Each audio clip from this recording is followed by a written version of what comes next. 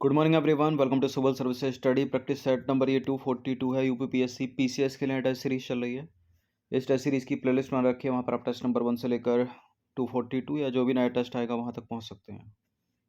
तो चलिए स्टार्ट करते हैं। पहला प्रश्न है, निम्नलिखित में से कौन सा अंतर्राष्ट्रीय न्यायालय यानी इंटरनेशनल कोर्ट ऑफ जस्टिस का एक प्रकार का अधिकार क्षेत्र नहीं है? विवादास्पद क्षेत्राधिकार, सलाहकार क्षेत्राधिकार, आपराधिक क्षेत्राधिकार, ये सारे के सारे अंतर्राष्ट्रीय न्यायालय के क्षेत्राधिकार के प्रकार हैं। बताइए। अगर ये तीनों होंगे तो आंसर फिर डी होगा, लेकिन पूछा क्या है, कौन सा नहीं है। तीनों नहीं होंगे तभी आंसर डी होगा। तो इनमें विवादास्पद क्षेत्राधिकार है, इसके पास सलाहकार क्षेत्राधिकार है, तो ये दोनों तो हो गए। जो नहीं है वो क्या है, आपराधिक क्षेत्राधिकार। तो इसका आंसर हो जाएगा केवल 3 नहीं है। ये नंबर इस पर कॉल या व्हाट्सएप करके आप फुल टेस्ट सीरीज प्राप्त कर सकते हैं यूपीपीसीएस की। तो अंतर्राष्ट्रीय न्यायालय जो है विश्व न्यायालय के रूप में काम करता है और न्यायालय का अधिकार क्षेत्र 2 गुना है।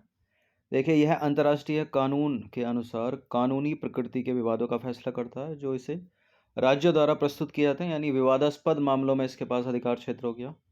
तो करेक्ट हो गया पहला वाला। ठीक है, जो अपने को ढूंढना था नहीं था वो तीसरा वाला है। देखिए, संयुक्त राष्ट्र के अंगों, विशेष एजेंसियों या ऐसे अनुरोध करने के लिए अधिकृत एक संबंधित संगठन के अनुरोध पर कानूनी प्रश्नों पर सलाहकार राय भी देता है अंतर्राष्ट्रीय न्यायालय, यानी सलाहकार क्षेत्राधिकार भी इसके पास हो गया। तो सलाहकार हो गया, विवादास्पद हो गया, आपराधिक नहीं है। क्वेश्चन नंबर 2 पर आ जाइए। निम्नलिखित कथनों पर विचार करेंगे। चीन दुनिया के सबसे बड़े तटवर्ती पवन फार्म का घर है और तटवर्ती पवन ऊर्जा का तात्पर्य भूमि पर निर्मित और स्थित पवन टर्बाइनों से। चीन है दुनिया के सबसे बड़े तटवर्ती पवन फार्म का घर या भारत है? देखिए, चीन ही है, करेक्ट है पहला स्टेटमेंट, और दूसरा भी सही है। तटवर्ती पवन ऊर्जा का तात्पर्य भूमि पर निर्मित और स्थित पवन टर्बाइनों से है। तो करेक्ट है, दोनों के दोनों स्टेटमेंट सी है इसका आंसर। तो चीन में दुनिया का सबसे बड़ा ऑन शोर विंड फार्म है, तो करेक्ट हो गया पहला स्टेटमेंट। और तटवर्ती पवन ऊर्जा का तात्पर्य भूमि पर निर्मित और स्थित पवन टर्बाइनों से है, तो दूसरा वाला भी सही है। क्वेश्चन नंबर 3 पर आ जाइए। हाल ही में ऑपरेशन इंटरफ्लैक्स सुर्खियों में था, यह निम्नलिखित में से किस क्षेत्र से संबंधित है?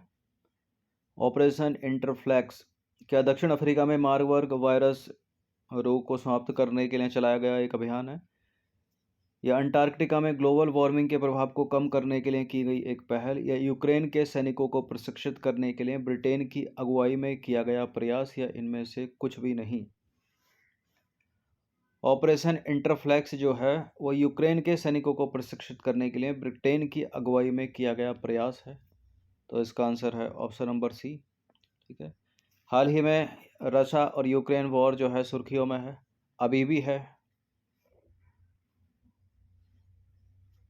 देखिए, ऑपरेशन इंटरफ्लैक्स यूक्रेनी सशस्त्र बलों के लिए एक ब्रिटिश नेतृत्व वाला बहुराष्ट्रीय प्रशिक्षण कार्यक्रम है जिसमें New Zealand, Australia, Canada, Lithuania, Norway, Denmark, Netherland, Sweden और फिनलैंड भी शामिल है।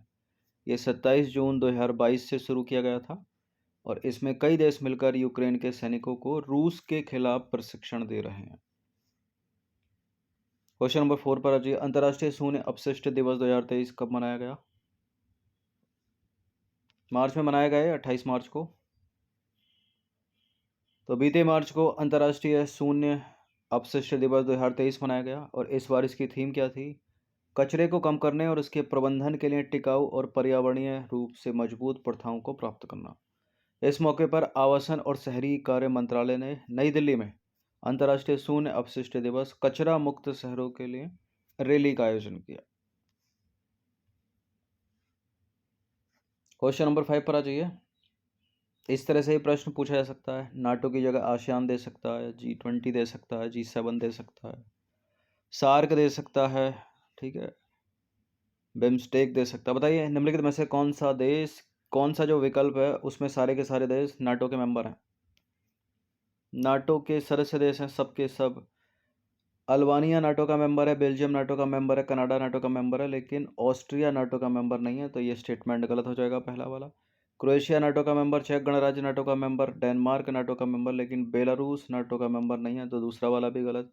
आइसलैंड नाटो का मेंबर नहीं है, आयरलैंड है, लातविया है, लिथुआनिया है, तो डी वाला भी गलत। बाकी फ्रांस, जर्मनी, ग्रीस और हंगरी, ये चारों के चारों नाटो के सदस्य देश हैं, तो सी है इसका answer.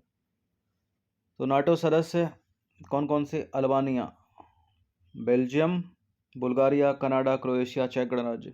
Denmark, Estonia, France, Germany, Greece, Hungary, Iceland, Italy, Latvia, Lithuania, Luxembourg, Montenegro, Netherland, उत्तरी मैसेडोनिया, नॉर्वे, पोलैंड, पुर्तगाल, रोमानिया, स्लोवाकिया, स्लोवेनिया, स्पेन, तुर्की, यूनाइटेड किंगडम, संयुक्त राज्य अमेरिका और फिनलैंड। ठीक है, देखिए आइसलैंड है, आयरलैंड नहीं है नाटो का मेंबर, इसलिए गलत है डी वाला स्टेटमेंट। ठीक है, चलिए नेक्स्ट प्रश्न की तरफ होते हैं अग्रसर। क्वेश्चन नंबर 6 पर आ जाइए। निम्नलिखित में से किस मंत्रालय ने हाल ही में सागर मंथन नामक एक रियल टाइम प्रदर्शन निगरानी डैशबोर्ड लॉन्च किया है? किसने किया है? सड़क परिवहन और राजमार्ग मंत्रालय, जल शक्ति मंत्रालय या पर्यटन मंत्रालय? सागर मंथन नामक एक रियल टाइम प्रदर्शन निगरानी डैशबोर्ड ये लॉन्च किया बंदरगाह, नौवहन और जलमार्ग मंत्रालय, ऑप्शन नंबर बी।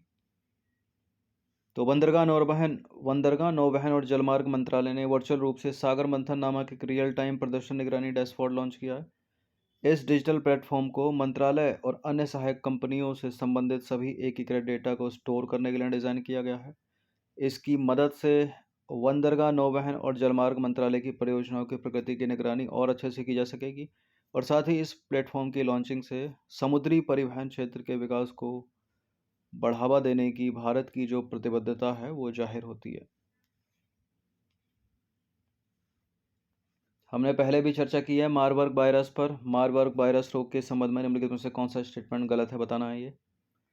देखिए, मारबर्ग वायरस रोग एक संक्रामक रक्त स्रावी बुखार है। यह इबोला के समान परिवार से ही संबंधित होता है, और यह बीमारी जो है वो फ्रूट बैट्स यानी चमगादड़ के जरिए फैलती है, और इसके लिए एनोकोवैक्स नामक टीका विकसित किया गया है।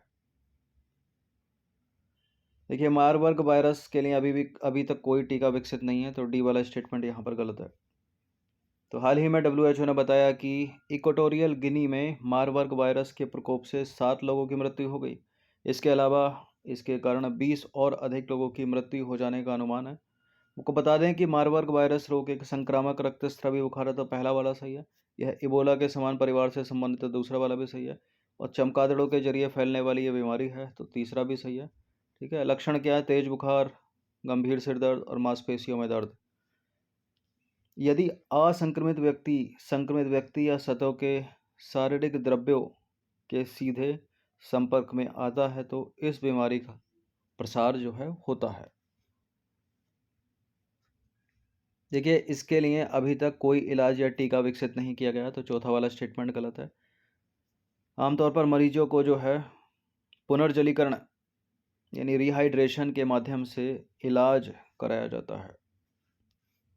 क्वेश्चन नंबर 9 पर आ जाइए। हाल ही में कृषि क्षेत्र के लिए लॉन्च किए गए भारत के पहले आर्टिफिशियल इंटेलिजेंस चैटबॉट का क्या नाम है? AI चैटबॉट का नाम क्या है? अमा कृषाई। ठीक है, अमा कृषाई, ऑप्शन नंबर बी। तो ओडिशा के राज्यपाल प्रोफेसर गणेशी लाल ने हाल ही में कृषि के लिए भारत का पहला AI चैटबॉट लॉन्च किया, जिसका नाम क्या है? अमा कृषाई। ठीक है, कृषि के लिए है और भारत का पहला है, इसलिए इंपॉर्टेंट है। उड़ीसा के राज्यपाल ने अमा कृषाई चैटबॉट किसानों को बेहतरीन कृषि पद्धतियों के बारे में अपडेट करेगा, और साथ ही उन्हें सरकारी योजनाओं और तमाम बैंकों के ऋण उत्पादों के बारे में भी बतलाएगा। हालांकि अभी ये जो अमा कृषाई है एक पायलट परियोजना के तहत काम करेगा, और इसमें जो है 10,000 से अधिक किसान शामिल होंगे, और अगले 2 महीने में इसे पूरी तरह से लागू किया जाएगा। 10वां प्रश्न है बच्चों में कुपोषण के संदर्भ में। ठीक है, माल न्यूट्रिशन के संबंध में स्टंटिंग और वेस्टिंग में अंतर क्या है? स्टंटिंग और वेस्टिंग एक ही स्थिति है? नहीं, एक स्थिति तो नहीं है, यानी आंसर इन तीनों में से एक होगा। स्टंटिंग तीव्र कुपोषण का परिणाम है, जबकि वेस्टिंग क्रोनिक कुपोषण का परिणाम है। स्टंटिंग चिरकालिक कुपोषण का परिणाम है, जबकि वेस्टिंग तीव्र कुपोषण का परिणाम है। स्टंटिंग और वेस्टिंग आनुवांशिक कारकों के कारण होते हैं और इन्हें रोका या इलाज नहीं किया जा सकता। कौन सा करेक्ट होना चाहिए अंतर स्टंटिंग और वेस्टिंग में? स्टंटिंग चिरकालिक कुपोषण का परिणाम है, जबकि वेस्टिंग तीव्र कुपोषण का परिणाम है। तो सी करेक्ट होगा यहाँ पर।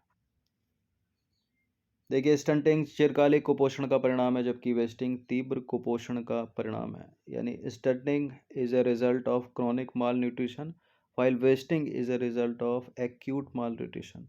यानी स्टंटिंग और वेस्टिंग कुपोषण के दो अलग अलग रूप हैं जो बच्चों को प्रभावित करते हैं। स्टंटिंग चिरकालिक कुपोषण का परिणाम है, जहां एक बच्चे को लंबे समय तक पर्याप्त पोषक तत्व नहीं मिलते, जिससे उसकी वृद्धि और विकास बाधित होता है।